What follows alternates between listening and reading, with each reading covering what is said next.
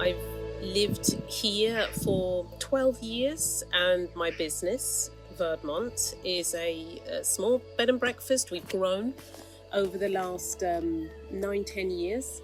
And one of our guiding principles is to try and be as low impact as possible. So when people go on vacation, they can rest assured that they're not causing more problems for the environment. Our biggest investments have been in energy. So over the last 10 years, we have deployed solar panels to cover a lot of the energy use, but also lowering the energetic impact in all the rooms. So not just the solar panels, but also solar thermal, which means that, you know, showering and things can be done in a good way. Obviously, reduction in energy with the LED light bulbs and solar in the garden.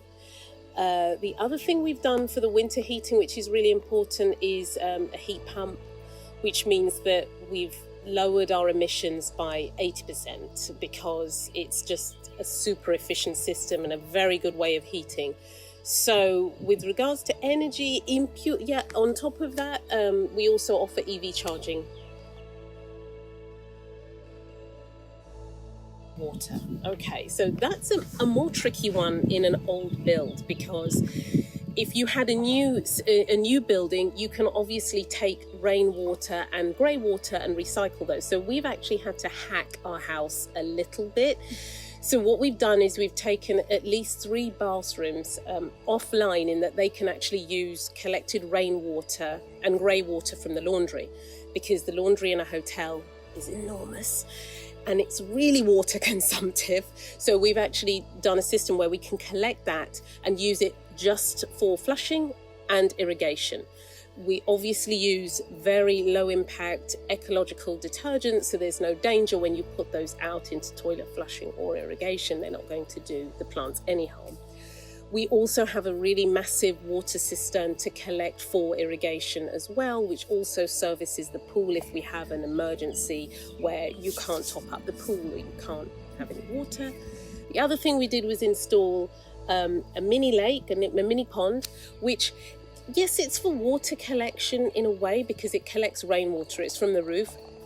But that's another aspect, is it's about rewilding and biodiversity. That's not directly related to saving water, but it definitely helps with the other aspect, which is the more naturalizing our environment.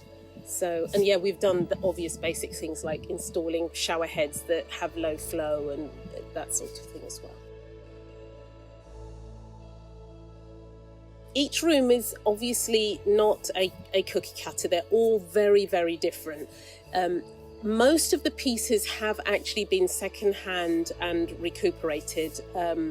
If we can't buy used, and we have to, in some things you have to buy new, of course, we try and make sure that there is ecologically sound, well-made, designed to last, or repairable. That's the other thing that is super important. If you buy something and it does break down, can you fix it? So there are a few things that we've tried to do it as much as we can. The supply chain is basically all of our, I would say the most important thing here in the ongoing sense is food. So when we prepare food, when we do experiences here as well with making pasta and pizza, we do try and use local suppliers for all of the things like the flour, the fruit. We always go to the biological market to shop from local farmers. There are a few items that is really hard to achieve that with, obviously, but we're always trying to put the locals first. Actually in the biological market, it's really fun because once you get to know them, they will actually set aside what you need. The next time you're there, they'll say, oh, we have this now that you wanted. So it's actually, in a way, it makes it a little bit easier for the lazy person once you've made the effort to do the switch. Obviously, for most people, it's probably easier just to go to the supermarket. Philosophically, I think helping small suppliers is more important. The supermarkets will be fine.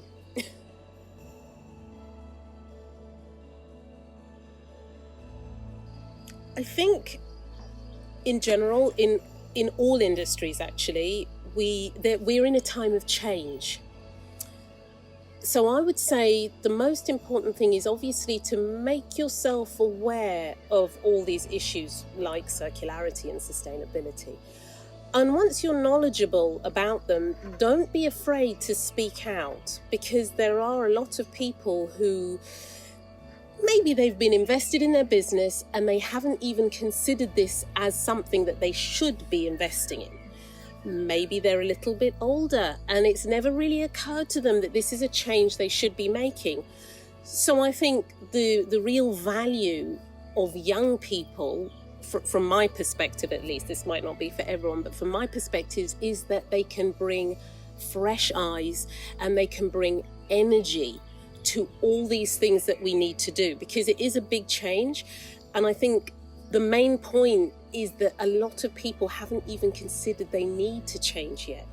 So unless there's going to be somebody driving the process, which could be, I mean, to me, ideally, that would be a young person who's just coming in, they've got a lot of energy and drive.